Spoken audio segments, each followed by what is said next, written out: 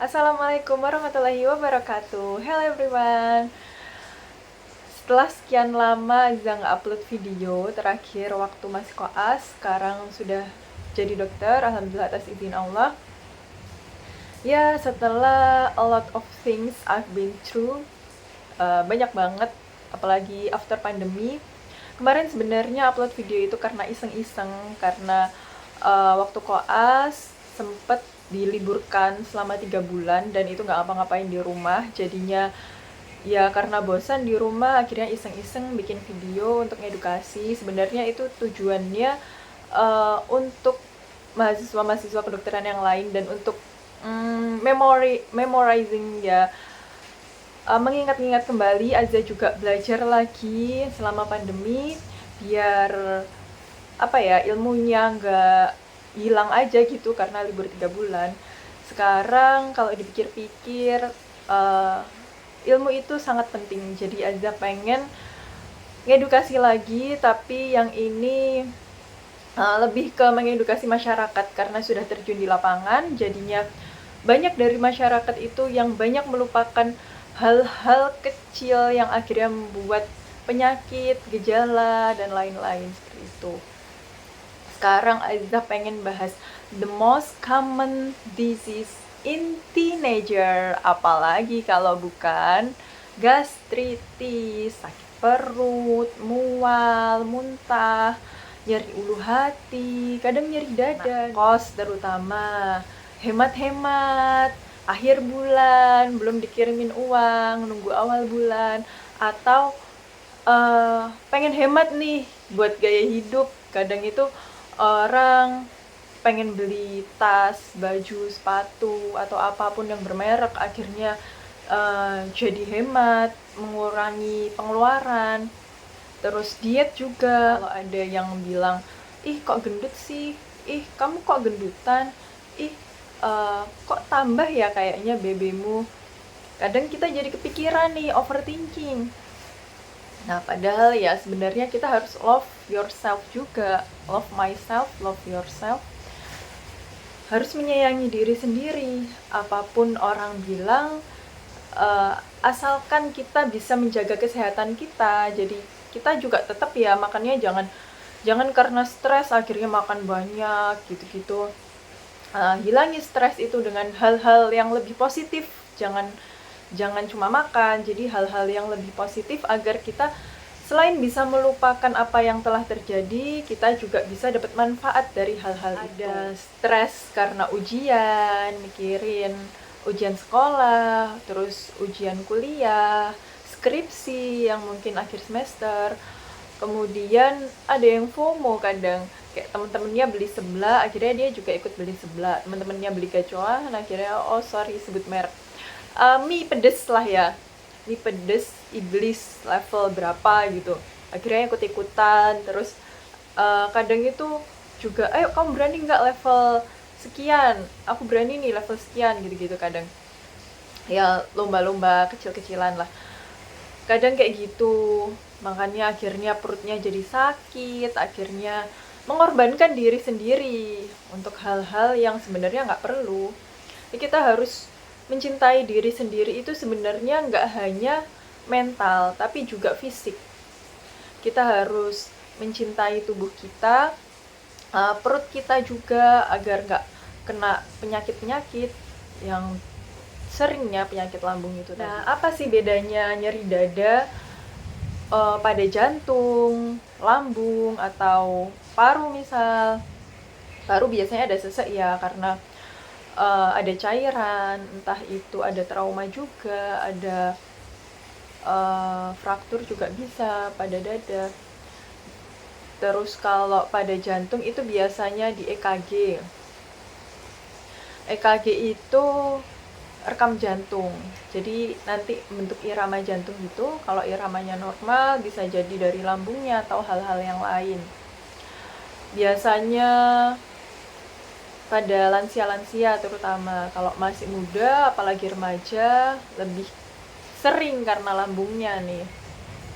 Nah, terus kadang juga pusing, nyeri kepala, ada yang pusing berputar, ada yang pusingnya nyut-nyutan, itu beda ya. Makanya kadang seringnya dokter tanya pusingnya berputar atau nyut-nyutan. Kalau berputar lebih ke vertigo, kalau nyut-nyutan nanti ada lagi TTH, migrain, dan lain-lain. Nah, tapi kalau pusingnya karena lambung ini kenapa sih? Nah, beda sama vertigo ataupun TTH, migrain, dan lain-lain ya. Kalau karena lambung itu bisa jadi karena hipoglikemi atau kurangnya kadar gula. Nah, karena kita nggak makan nih, telat makan, akhirnya kadar gula dalam tubuh juga kurang. Lah, padahal gula itu dibutuhkan untuk sumber energi juga. Yang namanya ATP, ada yang namanya ATP, masuk ke dalam sel, itu energi dari sel. Nah, kalau ke otak kurang, akhirnya pusing deh. Bisa juga karena dehidrasi. Selain makan, minum juga kurangan cairan tubuh, akhirnya blood flow ke otak juga berkurang. Blood flow itu aliran darah ke otak berkurang, akhirnya juga pusing. Nah, gimana sih cara mencegahnya? Gimana sih cara menanganinya? Ya, kalau ke dokter dikasih obat pasti. Nah, kalau diri kita sendiri gimana sih? Yang pasti niat dalam diri kita. Harus diniatkan kalau pengen sembuh. Harus niat jangan mengulangi kesalahan yang sama. Harus niat menyayangi tubuh kita, eman sama tubuh kita. Jadi nggak boleh telat makan. Makannya harus sesuai waktu karena di tubuh itu ada jam biologisnya. Kadang menyesuaikan. Kalau kita biasanya makan jam sekian, asam lambung juga akan keluar jam sekian. Lah kalau kita telat makan, asam lambung keluar, terus nggak ada makanan yang masuk. Akhirnya dinding-dinding lambung itu jadi tererosi. Tererosi itu bisa mengiritasi dinding lambungnya. Akhirnya bisa luka di situ juga. Terus lagi hujan ya, jadi agak terdistract ya suaranya mungkin karena hujan. Selain itu juga jangan makan pedes, hindari makan sambal atau makan makanan pedes. Kemudian juga kecut-kecutan, bisa dari jeruk yang kecut atau pokoknya buah-buahan yang kecut juga bisa. Yang mengandung asam-asam kayak misal makanan empek-empek itu asam kan. Kemudian makan dikit-dikit tapi sering. Jadi kadang kalau kita makannya banyak, mual malahan, terus dimuntahin makan yang sudah kita makan. Dikit-dikit aja tapi sering. Dijarakin, jadi berapa menit kemudian, 1 sendok, ya harus sabar memang.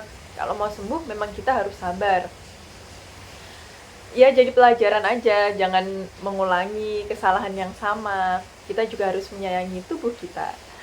Kemudian juga kurangi stres, itu yang sering. Stres akan meningkatkan hormon ACH atau asetilkolin melalui nervus vagus.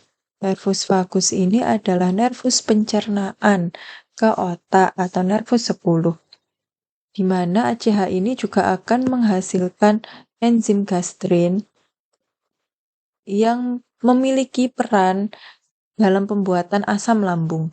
Selain itu, juga stres akan meningkatkan histamin.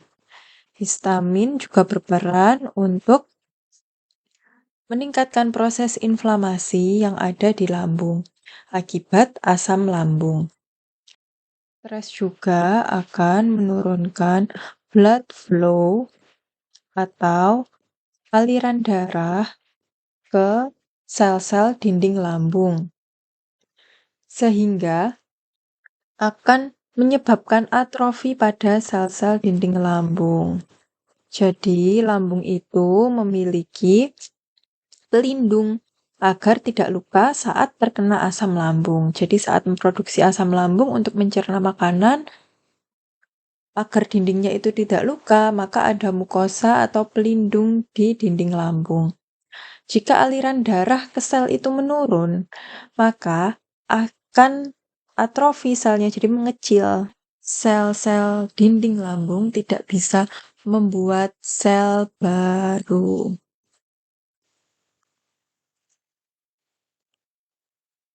Jadi sel dinding lambungnya terkikis atau nanti akan menyebabkan luka atau yang dinamakan ulkus peptik atau ulcer.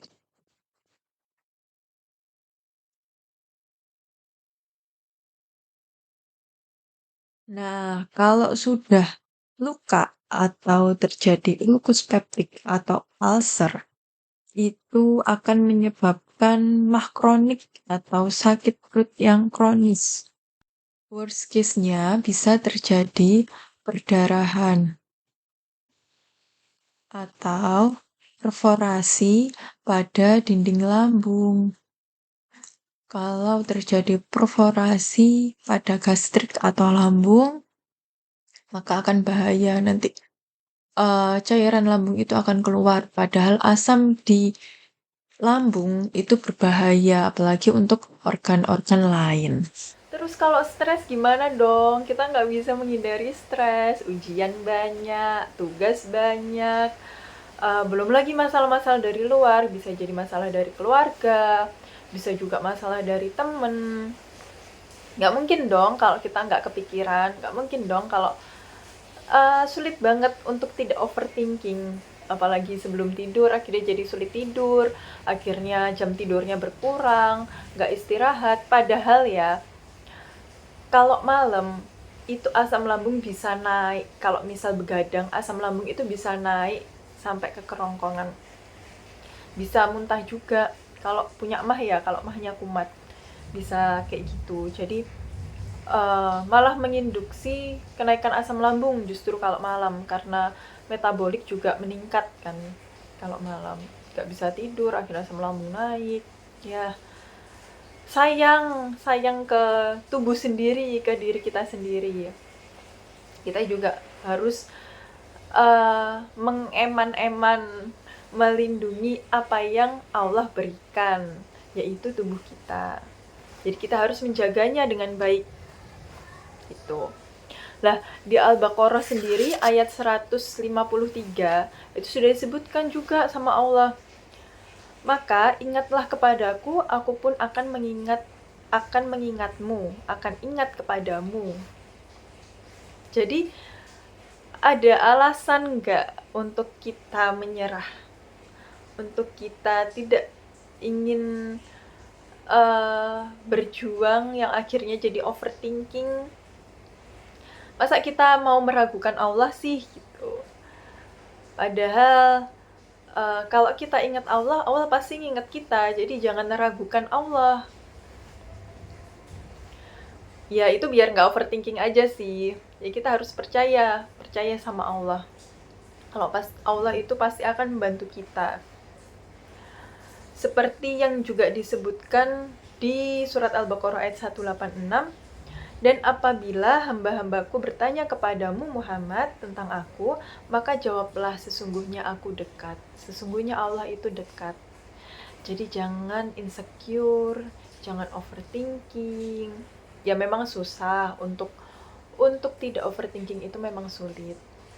Butuh proses. Kita juga harus sabar untuk tidak stres, karena kita harus menyayangi diri kita sendiri, mengeman-eman tubuh kita, karena Allah sudah bilang kalau aku itu dekat.